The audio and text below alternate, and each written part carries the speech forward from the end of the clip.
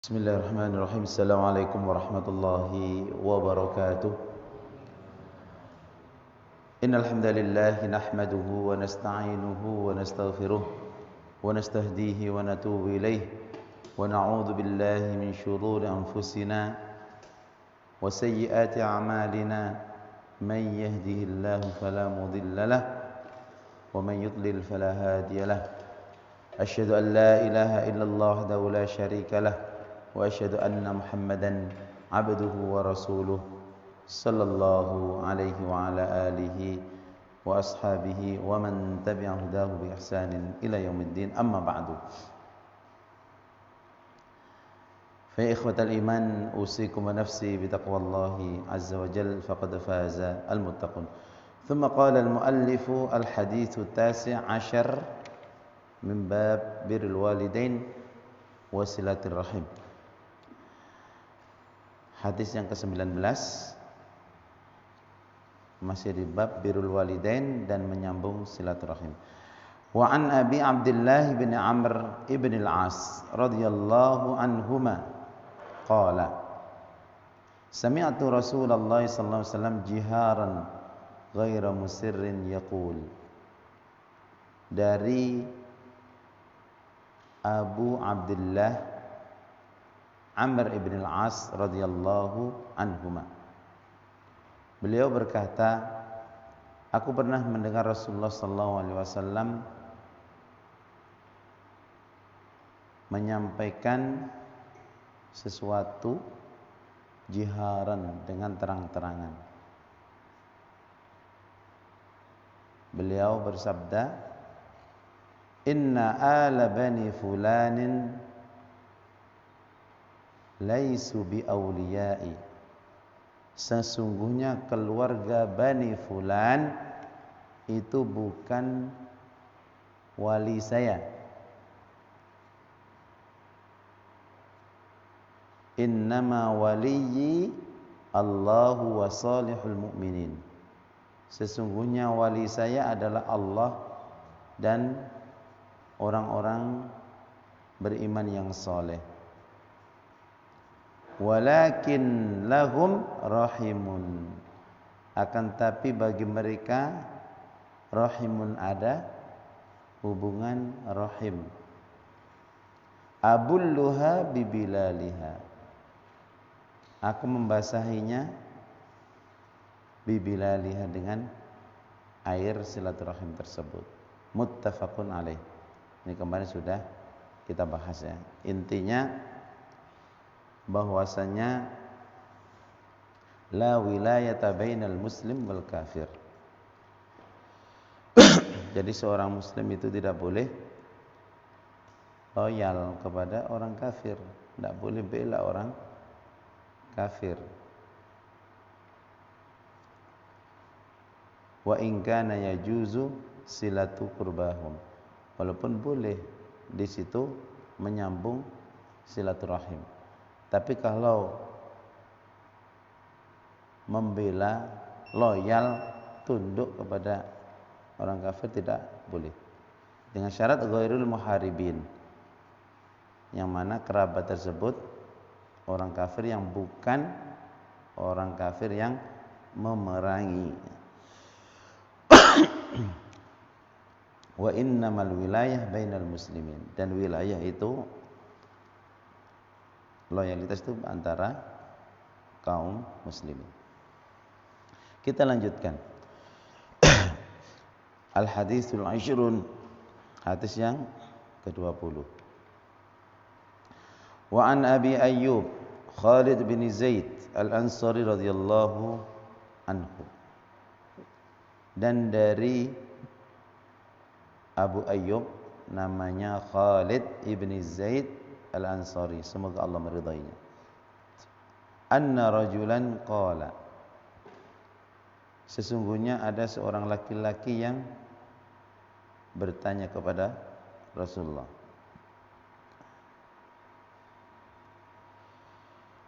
ya Rasulullah, akhbirni bi amalin yudkhilunil jannah wa yuba'iduni minan nar. Wahai Rasulullah sallallahu alaihi wasallam, beritahu aku kepada suatu amalan yang bisa memasukkan aku ke dalam surga dan menjauhkan diriku dari api neraka. Faqala an-nabiy sallallahu alaihi wasallam, lalu Nabi sallallahu alaihi wasallam menjawab, ta'budullaha wa la tusyriku bihi syai'a. Beribadahlah kepada Allah dan jangan mensekutukannya dengan sesuatu apapun. Wa tuqimus shalah, dan kamu dirikan salat. Wa tu'tiz zakat, dan kamu tunaikan zakat. Wa tasilur rahim, dan kamu sambung hubungan silaturahim. Muttafaqun alaih. Jadi hadis ini menjelaskan tentang sebab atau di antara sebab-sebab seseorang bisa masuk ke dalam surga dan selamat dari api neraka pada hari kiamat. Apa itu? Beribadah kepada Allah dan tidak berbuat syirik. Itu kunci yang pertama. Kalau ingin masuk surga, kunci pertama itu harus dilewati. Apa itu? Beribadah hanya kepada Allah dan tidak berbuat syirik, mensekutukan Allah. Kemudian mendirikan sholat. Orang kalau nggak sholat sudah. Yang membedakan antara seorang mukmin dan kafir adalah sholat.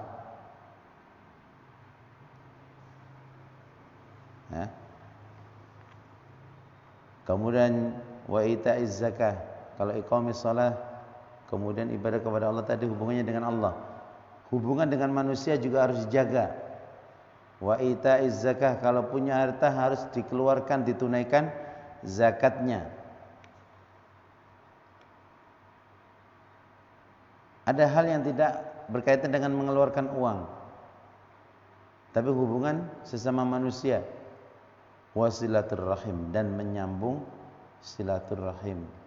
Ini menjadi sebab seseorang akan dimasukkan ke dalam surga Allah dan diselamatkan dari panasnya api neraka. Yang kedua, la yakunu dukhulul jannata aw dukhulul jannati bil amal wal ahlam wa tarkil a'mal kama yaf'alu ba'dul maghrurin wal muqassirin. Ingat nih, masuk surga itu tidak bisa dengan hanya berangan-angan, dengan mimpi, dengan meninggalkan perbuatan amal soleh. Pengen masuk surga, tapi hanya berangan-angan saja, nggak mau beramal, tidak akan. Sebagaimana yang dilakukan oleh sebagian orang, ngomong luar biasa pengen masuk surga, sholat nggak mau, ke masjid nggak mau, silaturahim tidak. Maka dalam hal ini jangan menjadi orang yang pemimpi. Hidup itu harus apa? Amal soleh, iman, kemudian amal soleh. Iman disertai ilmu, amal soleh. Itu yang akan menjadi sebab seseorang dimasukkan dalam surga Allah.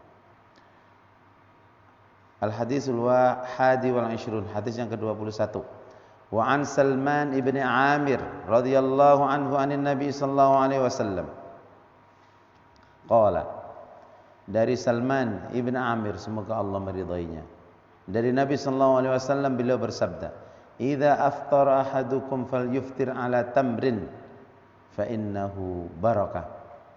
Apabila salah seorang di antara kalian berbuka puasa, maka hendaklah dia memulai berbuka dengan kurma.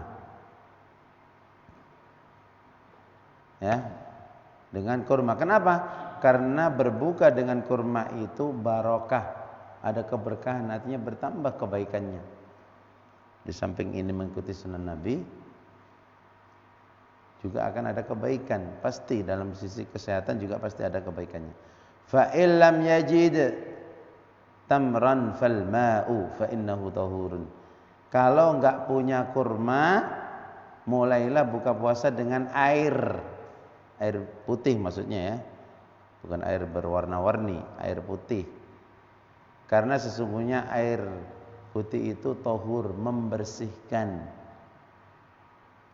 Aman gitu insyaallah.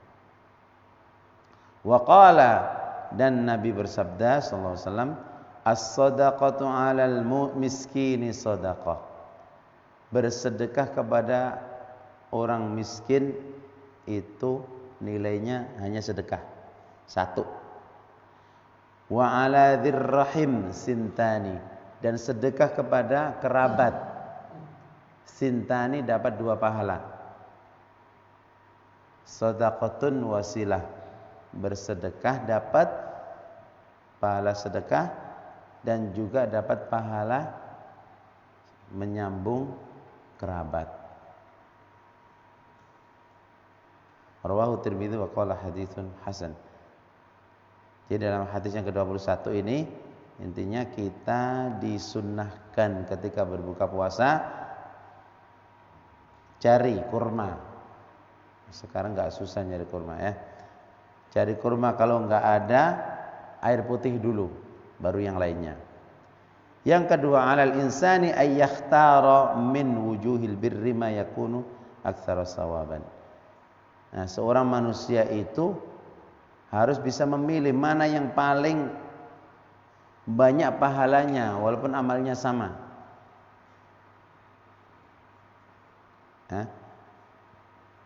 Contoh sholat. Sholat di rumah, sholat subuh berapa rakaat? Sama kan 2 rakaat. Sholat jamaah sama juga 2 rakaat, tapi pahalanya jauh berbeda. Itu contoh yang kelihatan gitu. Nah, seorang mukmin harus begitu. Rugi ya. Amalnya sama. Tapi ganjarannya berbeda. Yang satu cuma 1, yang satu 27. Kalau umpamanya dibilang mau 1 juta atau 27 juta, pasti orang milih 27 juta. Padahal pekerjaannya sama. Cuman kan enggak kelihatan. Karena memang perlu keimanan. Amal soleh itu perlu keimanannya benar. Nah, contohnya juga sedekah.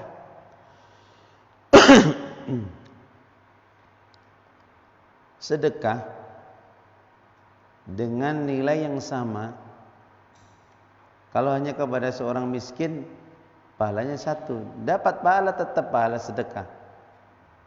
Tapi kalau masih ada kerabat kita yang butuh, maka kita berikan sedekah kepadanya. Jangan lihat dia itu begini-begini. Dibantu aja, mudah-mudahan dari situ ada yang jelas, ada sedekah pahalanya dan ada pahala menyambung silaturahim.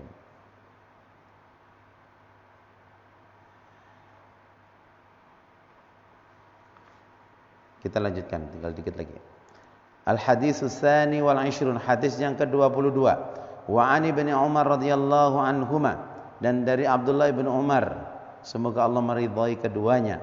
Qala, beliau berkata, kanat tahti imra'atun, saya pernah punya seorang istri, wa kuntu uhibbuha, dan aku mencintainya, kata Abdullah bin Umar. Wa kana Umaru yakrahuha, tapi dalam satu waktu Umar, ayahnya itu, membenci wanita ini karena agamanya. Karena agamanya, mungkin disuruh sholat susah apa dan seterusnya. Nah, itu terjadi pada zaman sahabat. Faqala li, lalu ayah saya itu berkata kepada saya, talikha, cerai dia. Cerai dia. Fa abaitu, lalu aku menolaknya. Fa ata Umar radhiyallahu anhu an-nabiy sallallahu alaihi wasallam. Lalu Umar mendatangi Nabi sallallahu alaihi wasallam. Fa dzakara dzalika lahu. Lalu beliau menceritakan. Faqala an-nabiy sallallahu alaihi wasallam, lalu Nabi sallallahu alaihi wasallam bersabda, ada bersabda kepada siapa? Abdullah bin Umar, talikha, ceraikan dia. Jadi kalau wanita sudah tidak bisa diurus agamanya, karena itu akan menjadi siapa? Madrasah al-ula, menjadi sekolah pertama bagi anak-anak. Gak mau nutup aurat, gak mau sholat. Apa yang diharapkan? Akhlaknya tidak bagus. Maka pilih ya.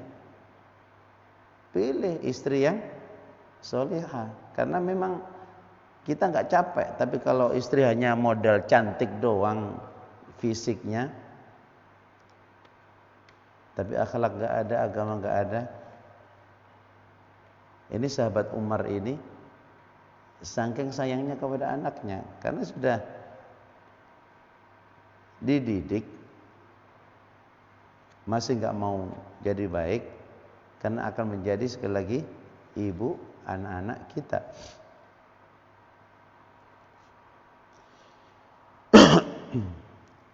Nah, dalam hadis ini, hadis rawahu Abu Dawud wa Tirmidzi wa qala haditsun hasanun shahih. Adanya kewajiban taat kepada orang tua, kepada ayah apabila memerintahkan suatu perkara yang mana perkara tersebut memang diajarkan atau diatur oleh agama ad-din ya.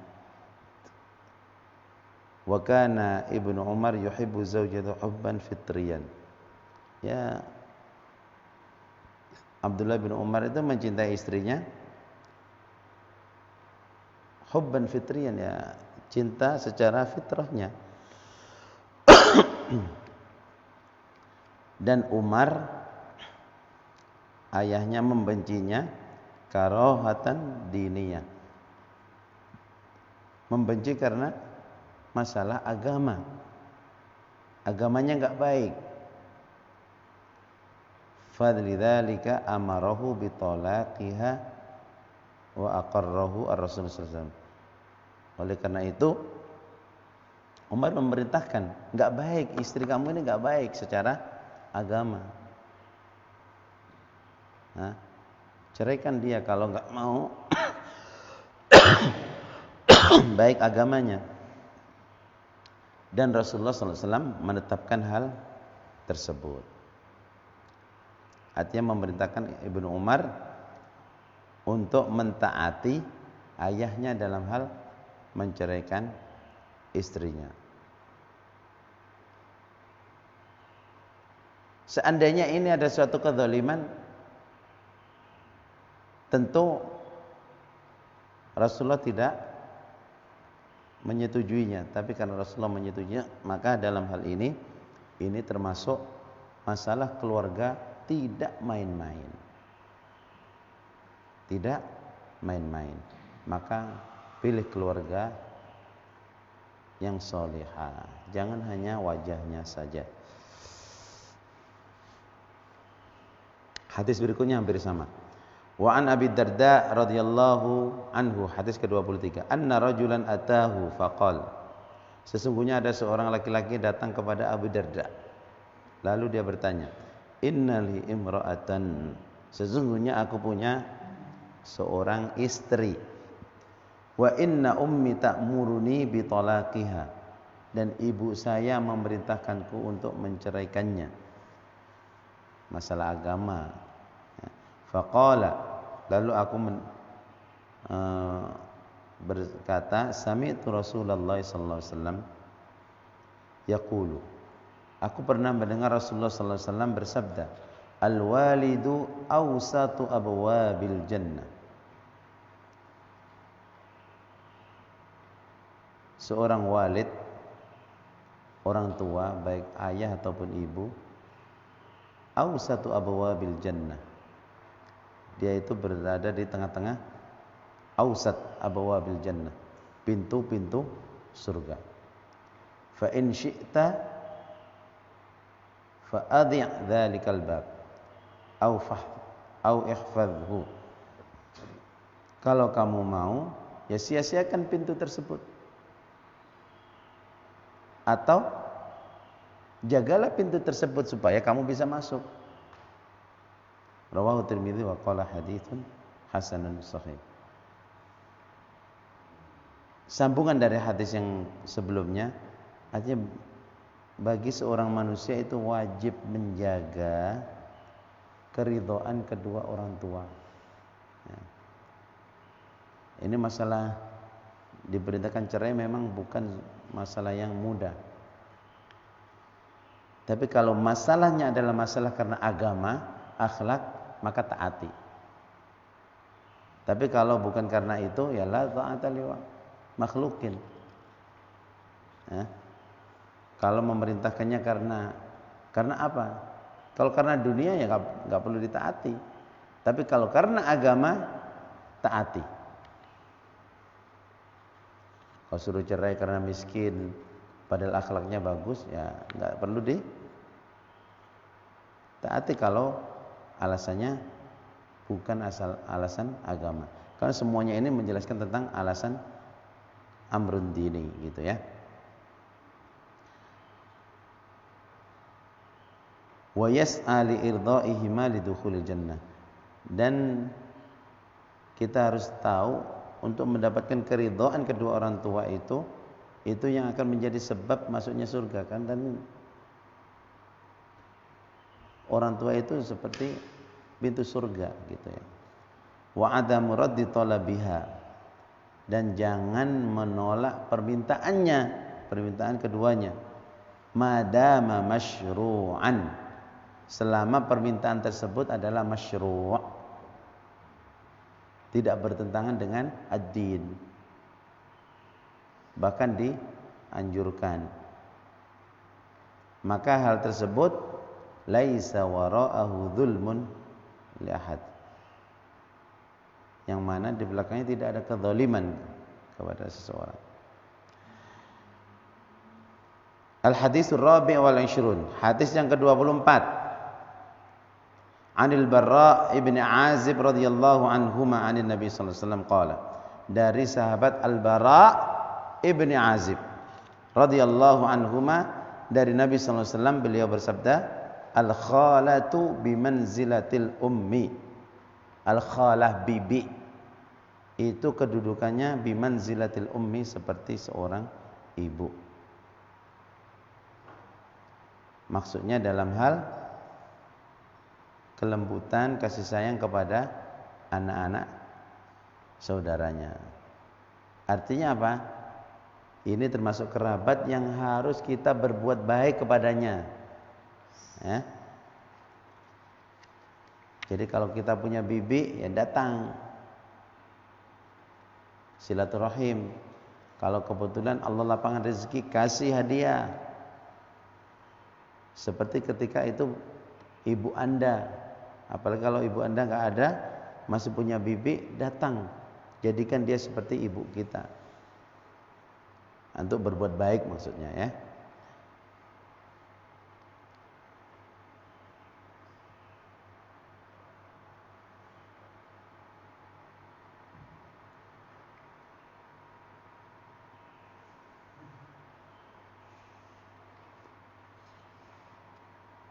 Baik, saya kira cukup, sudah beberapa hadis kita baca. Ada 5 hadis yang sudah kita baca.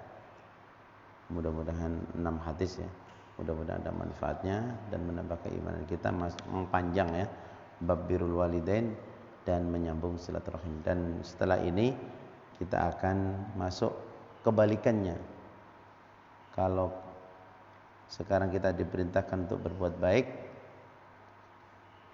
kepada kedua orang tua dan menyambung silaturahim, nah nanti ada larangan-larangan, larangan durhaka kepada kedua orang tua dan juga memutus silaturahim seperti apa, nanti akan kita jelaskan pada pertemuan yang akan datang. Aku qouli hadza wa astaghfirullah li wa lakum. Assalamualaikum warahmatullahi wabarakatuh.